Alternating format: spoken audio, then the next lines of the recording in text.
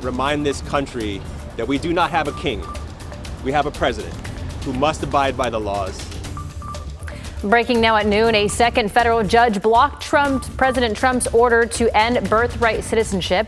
How the case played out in a Seattle courtroom. Plus, healthcare workers at Providence Hospital set to vote on tentative agreements. Progress on the Providence strike.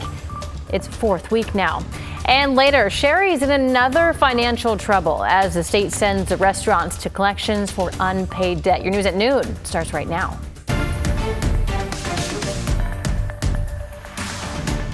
Was as of today, we're back to the status quo that we've had in this country for 150 years, that you are an American if you are born on U.S. soil. That's Washington's Attorney General speaking outside of a Seattle courtroom minutes after a Washington judge blocked President Donald Trump's birthright citizenship order. Thank you for joining us. I'm China Green. Now, this is the second federal judge in just 2 days to block President Trump's plan to end birthright citizenship. The judge today criticized the administration's treatment of the Constitution. The 14th Amendment gives people born in the country citizenship at birth, but today's ruling comes 2 weeks after a temporary restraining order that expired today. The lawsuit in Washington was joined by multiple other states, including Oregon, Arizona, and Illinois. We wanted to make sure that the state of Washington's rights were defended and those of Arizona and Oregon as well, and Illinois. But those cases are all obviously very similar, and the court recognized that having a preliminary injunction in another state did not impact his ability or the necessity of a preliminary injunction here.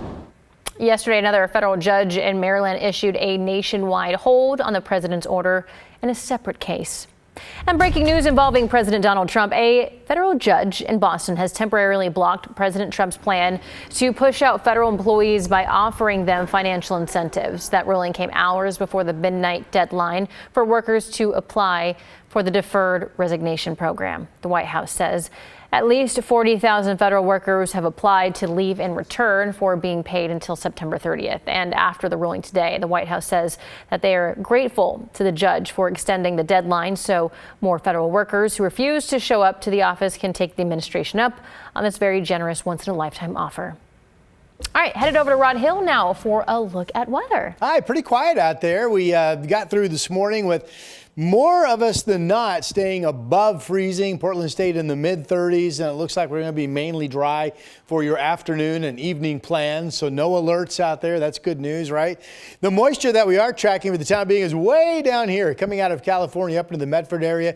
And this will be an expanding area of snow in south up into central and over into eastern Oregon later today, into overnight tonight, into tomorrow morning. So we have a lot of clouds, but they're not doing anything. Here's the view from Lincoln City in our Snook Winds Casino Resort camera. Some folks walking on the beach. It's 41 degrees. There's not much of a breeze. Now you pop up to the north coast and it's sunny. That's a great look at Tillamook Head. Seaside, of course, is right there. The camera looking down to the south from Gearhart by the Sea. So that's terrific news for those folks having a nice day. More of a gray day, though, so far in Salem. 43 is the temperature. Portland also kind of a gray day so far, 41. I do like our chances to open up some sun breaks as we roll through the afternoon and at least get up to 44 degrees, maybe a little bit warmer. We'll be 37 to 8. Now, real quick, absolutely dry overnight tonight. And if skies clear out like I think they will, we'll see actually a hard freeze. A lot of us will be in the 20s and we'll wake up to frosty conditions tomorrow morning. We'll talk more about that coming up on my forecast and our next storm system. That brings more snowflakes with it. That's ahead, MI 7 Day. Thank you, Rod. New at noon, the city of Portland and a union representing about 200 city workers have reached a tentative agreement on a new 3-year contract hours before a planned strike today. So now that the strike is averted, the city says the agreement comes after more than 30 hours of mediation over 2 days. So that union represents city workers across half a dozen bureaus, including water, transportation, environmental services. The city also reached a tentative agreement with another union representing more than 1,000 city workers last Wednesday. And an update to the Providence strike we want to let you know about. We learned late last night that another union, the physicians from St. Vincent, have reached a tentative agreement with Providence. Earlier this week, Providence reached a tentative agreement with the union representing nurses at its Oregon hospitals. Both the nurses and physicians from St. Vincent will vote on the tentative agreements today. And we talked with nurses on strike yesterday who said they were not happy with the deal. I hope that our nurses have a resounding no today, and I hope that puts them in their place a little bit, that what they're offering is not acceptable, and we need more. They should be inside right now. We should all be inside. And Providence is making it easy for us to stand out here. We reached out to Providence yesterday, and they declined a request for an interview on camera. Healthcare workers at the Providence Women's Clinic have already ratified their contract and are returning to work today. 1 week after a large fire broke out at the Blue Heron paper mill in Oregon City, some parts of it appear to be burning still. Clackamas Fire posted this last night saying the buildings are extremely dangerous for crews to work in and around. This is a look when the fire just broke out last week. Right here it is. The site had been shut down since 2011, and over the last several years, crews have been slowly dismantling the buildings. There's no official word on what started it yet. Yesterday, President Trump signed an executive order barring transgender athletes from participating in women's and girls' sports. Now, this would allow the Education Department to penalize schools and to potentially withhold federal funding. But state laws would need to change to force Oregon schools to adjust the rules around transgender athletes. Catherine Cook has the details. It absolutely is an opportunity for us to protect women in sport. House Minority Leader Christine Drazen is challenging how transgender athletes can compete in Oregon. On Wednesday, she introduced legislation that would bar biological males from competing against biological females. Oregon allows transgender students to compete in alignment with their gender identity. This has been a long time coming to be able to have a conversation about respecting and providing dignity to all people, while also recognizing that women and girls deserve the right to participate in fair and equal competition. Drazen's efforts mirror a bill State Senator Daniel Bonham just introduced. On Wednesday, Bonham attended President Trump's signing of an executive order prohibiting transgender women and girls from competing in female sports. Regarding his own Senate bill, Bonham said, quote, "This legislation will compel OSAA to reverse its unfair gender identity participation rule and restore competitive fairness in girls' athletics."